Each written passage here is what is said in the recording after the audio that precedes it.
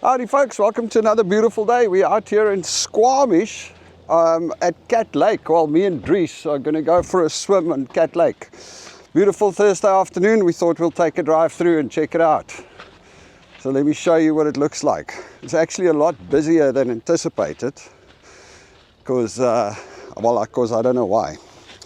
This is supposed to be one of the quieter lakes out here, but we had to park in the overflow parking. There's just a lot of people around. A lot of lake swimmers. Nice van. Yeah, that's my steez. Yeah, I think it's time to get an RV or something. Just can't afford these things. This is the one that they sell in Europe for 60,000 euros. Fully kitted out, kitchen, shower, the whole work. Wow. Nice. All right. A fed bear is a dead bear.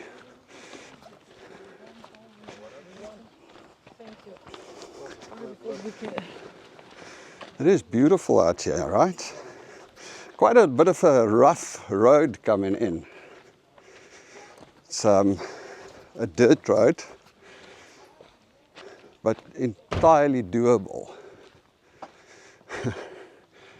Wood for sale. What's that? Just like, really? The Cully now. And you think where we want to sit. Okay. Let's go down this way. Site operator. Oh, there's the site operator going down there. Wow. All right, and over here we're switching to voiceover because me and Dries kept speaking Afrikaans and, just didn't get around to recording in English like I should have. And a lot of our viewers won't be able to understand this. It was such a beautiful day. I mean, it's a beautiful sunny day. It was nice and warm. And look at this. Just check at this walk through this forest. So Cat Lake is a swimming lake close to Squamish. And it's like, it's just this. It's like a natural park, a place where you can go hang out, and it's free. It is just absolutely amazing. I wish you could join me for a walk through these forests. I mean, it just feels different. Feels amazing. I was actually quite surprised. I mean, this place is really, really cool. Lots of big trees, not like really old big trees though. I suppose maybe it's been chopped down a couple of times or burnt down a couple of times, who knows. So we decided to head down to this side of the lake, and it's pretty well kept up, I got to say. I was very, very impressed. Little steps and everything. And check it out. I mean, watch the view as we get out here. It's this like blue-green, beautiful lake. So cool. It's a pity that oak with the boat is on his back is in front of us. There's actually quite a lot of people with boats and all kinds of floating devices out there. But there's a lot of natural floaters also because there's a lot of logs. You'll check it out now. So here we go. We decided to carry on a little bit further. Let's pass this guy. So all over the place there's these little picnic tables, and you can make, well, not now, there was, when there's no fire ban, you can make fires and like have a braai or a picnic over there. Well, you can still have a picnic, I suppose, but check it out. There's the first proper view of the lake. It's actually not small, and look at that tree down there. Anyway, yeah. So when there's no fire bans, you can set up your fire and have a little braai, and it's actually such a nice outing. I mean, me and Dries went there. I guess we left West Vancouver at about 2 o'clock, and it's about an hour's drive. So we arrived at the lake at around 3-ish, I guess. Yeah, that was about the time. Here we're coming up to this. There's obviously rubbish bins and notice boards and picnic tables and bathrooms. They've got it all kitted. It is so lekker. But it's actually supposed to be quiet. Like I said earlier on in the video, it's supposed to be one of the quieter places because it's a bit of a rough drive up there. Well, it was definitely not quiet when we were there. So as you can see all over the place, there's like docks, like this one, all around the lake that you can sit at and swim. And the water is stunning. Check at this. I mean, you can see down to the bottom where the sun shines through, but it's actually very deep, so you can see how steep it goes down. It's nuts. And then you have people all over there on the log. There's a girl on the log, and it's just like, it's crazy. Good fun, good fun. And there's no bookings or anything. It's just first come, first served. Beautiful sunny day at the lake. Nobody on their phones, nobody on computers, everybody just enjoying the outside, having a bit of a picnic, paddleboarding, boating, floating, swimming, and generally connecting with nature. So check at this. Me and Dries actually swam all the way across the lake, right over to that spot over there. That one. So we swam all the way there and back.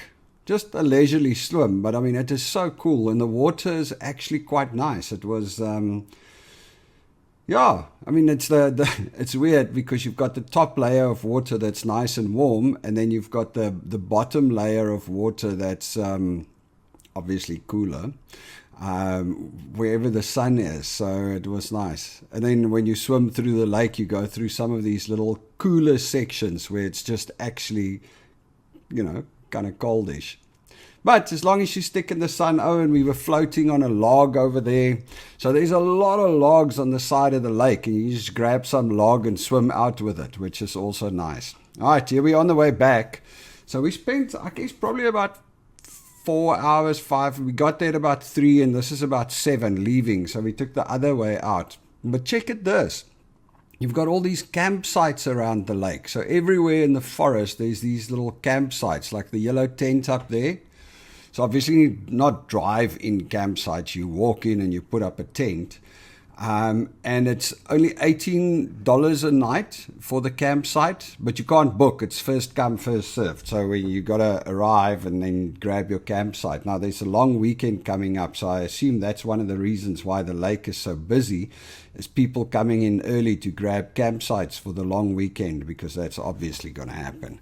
Check, there's some more campsites over there, and then down here in the forest, there's some other campsites. So you got campers everywhere.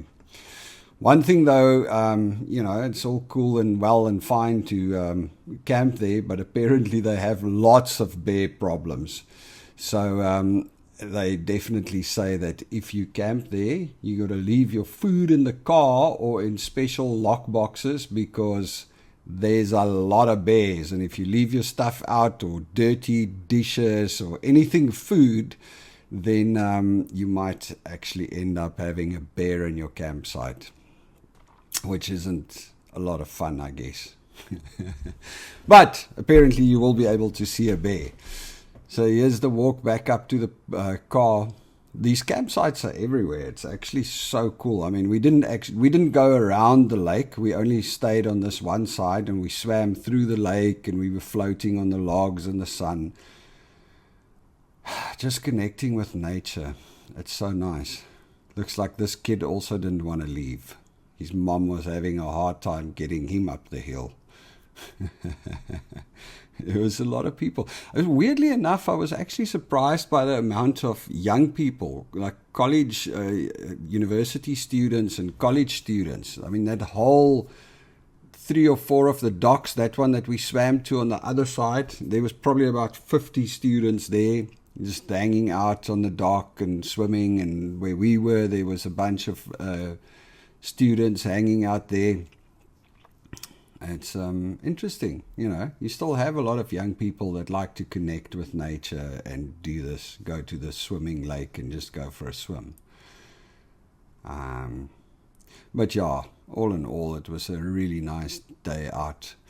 When Brendan and them come to visit, I think that's one of the things we're going to be doing one day, is to drive out to Cat Lake and just go picnic out there. It is just, I don't know, it's just different, you know. None of the rush, none of the stress, none of the other crap that you got to deal with on a day-to-day basis. You don't have call centers calling you to try and sell you stuff. There's cell phone reception there, but your cell phone is on silent and in your bag. I mean, it's weird. I didn't see a lot of people hanging out on their cell phones. Very little, honestly. And there was one girl floating on a stand-up paddleboard with a cell phone talking, but I mean, for the rest, very, very clean. And it's a nice place, really clean and well run. So that house up there, that's the site operator that lives there, the house or caravan, and they have firewood for sale, which obviously doesn't help at this stage, seeing that there's a fire ban. But yeah, so you go there, you go pay for your campsite if there's one available, and you just camp out there for a day or two. This is the parking lot, much emptier than we arrived. There is, of course, the drive to Squamish, which is, the Sea to Sky Highway it's awesome, but it can get busy. I mean, this was a Thursday, and it was actually already pretty stuck with traffic. And that Sea to Sky Highway, if it gets busy and there's any sort of disturbance, it can take a while. But it's, I guess, about an hour and a quarter's drive from where we are in West Vancouver, which really isn't much.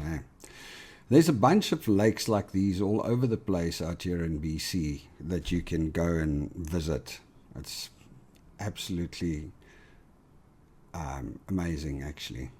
Really, really good fun. Anyway, so there's our car down there. The overflow parking lot is kind of empty-ish, and all things considered, it was a really good day out. Cheers.